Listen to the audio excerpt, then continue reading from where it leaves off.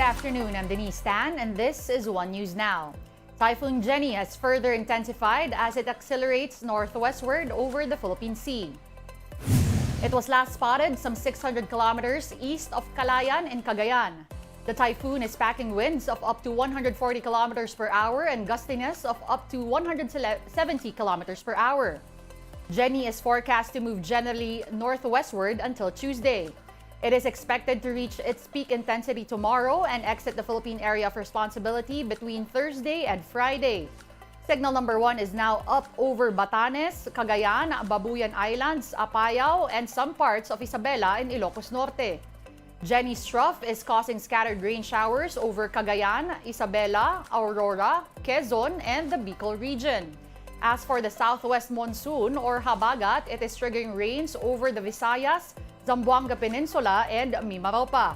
Metro Manila and the rest of the country may also experience isolated rain showers due to localized thunderstorms. Moving on to another story, there's a call on the Commission on Audit to look into confidential funds spent by Vice President Sara Duterte when she was still mayor of Davao City. Recently, economist and former Finance Undersecretary Shalom Magno published a graph showing the city's confidential expenses from 2017 to 2022. It showed Davao spending when Duterte was in local office going up from 293 million pesos to 460 million pesos per year. So kung ikukumpara mo yung data, kung magkano ang inallocate ng local government ng Davao for education, mas malaki pa yung napupunta sa confidential fund. So ako, kung pangkaraniwang mamamayan at ganito yung gastusin o behavior ng pamahalaan ko, ng local government ko, maa-alarm ako. ACT Teachers Party List Representative Franz Castro wants COA to check Davao City's confidential funds. The lawmaker believes Duterte's secret spending habits may have started way before she became vice president. Sa pagkaka-discover namin ng ganito kalaking confidential fund sa Davao City, no wonder bakit siya nangihingi ng ganun kalaki din na 500 million na confidential fund ng OVP. Kasi tingin natin parang nasanay na siya, no, na meron siyang ganitong confidential fund. Meantime, one of VP Duterte's closest allies is also being questioned over public funds. The National Association of Electricity Consumers for Reforms, or NASICOR, filed new graft and malversation complaints against former President and now Pampanga Representative Gloria Macapagal Arroyo. Arroyo allegedly misused the Malampaya Fund. NASICOR is accusing the ex-chief executive of abusing Presidential Decree 910, which created the Energy Development Board during the administration of late dictator Ferdinand Marcos. The PD allowed the government to enter service contract agreements, which included the natural gas project in the Camago-Malampaya Reservoir. This remitted over 172 billion pesos to state coffers, 38 billion pesos of which Arroyo supposedly disbursed during her presidency. The complaints that are said that although the fund was used for public purpose, it frustrated the country's drive toward energy dependence. They added the 900 million peso Malampaya Fund plunder charges against Arroyo back in 2016, which were later dropped, did not include the 38 billion pesos being flagged now. Time to take a quick break. One News Now will be back with more stories after that. Stay with us.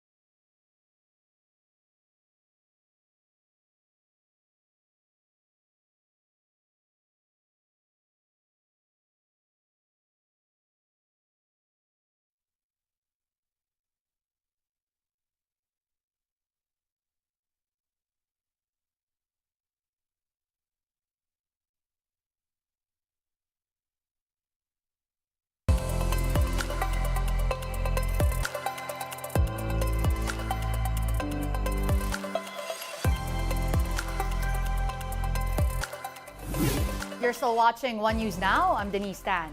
President Bongbong Marcos's approval and trust ratings have significantly dropped. Based on the latest Ulat ng Bayan survey of Pulse Asia, Marcos Jr.'s approval rating has dipped to 65% in September from 80% in June. His trust rating has also slipped to 71% from the previous 85%.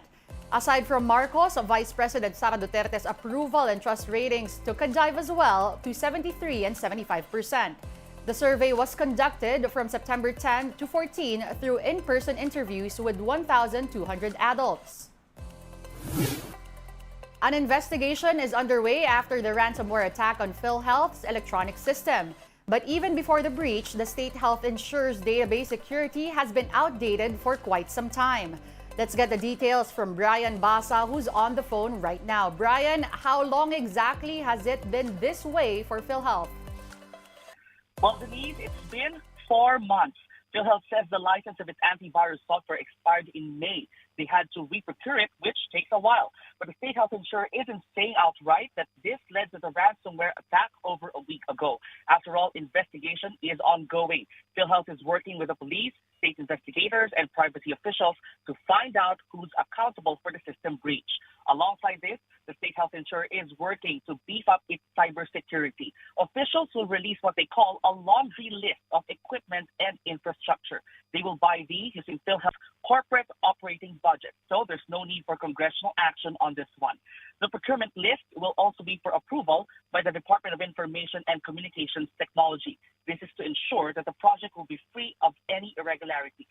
As of today, the PhilHealth website, e-claims, and member portal are up and running. The healthcare institution portal and collection system are also being restored. Back to you. Thank you. Again, that was Brian Basa reporting. Moving on, prices of cooking gas are up for a third consecutive month this October. Liquefied petroleum gas, or LPG, is now pricier by up to 3 pesos and 75 centavos per kilogram. This translates to an increase of more than 40 pesos for an 11-kilogram tank. Auto LPG prices will likewise go up by over 2 pesos per liter. Other retailers are yet to announce their respective adjustments, but they are expected to implement an LPG price hike this month. Data from the Energy Department showed prices of an 11-kilogram LPG ranging from 790 pesos to 1,000 pesos in September. We now give you a quick look at today's other top stories. Motorists will see mixed movements in pump prices tomorrow, October 3. Diesel prices will see an increase of 40 centavos a liter, while gasoline will be cheaper by 2 pesos per liter. On the other hand, kerosene prices will be slashed by 50 centavos per liter. The National Grid Corporation of the Philippines, or NGCP, is investigating the cause of brownout in several parts of Luzon on Sunday night. According to Meralco, over 850,000 of its customers were affected. Areas that reported power service interruptions included Metro Manila, Pampanga, Bulacan, and Calabarzon. Also, yesterday, a fire razed Tagum Doctors Hospital in Davao del Norte. Authorities said a construction worker left a plugged rice cooker in the establishment's dialysis center, which was under renovation. The incident reached first fire alarm and was put out after an hour. One News Now will be back at 3:15 p.m. Join us again later. I'm Denise Tan. We are One News.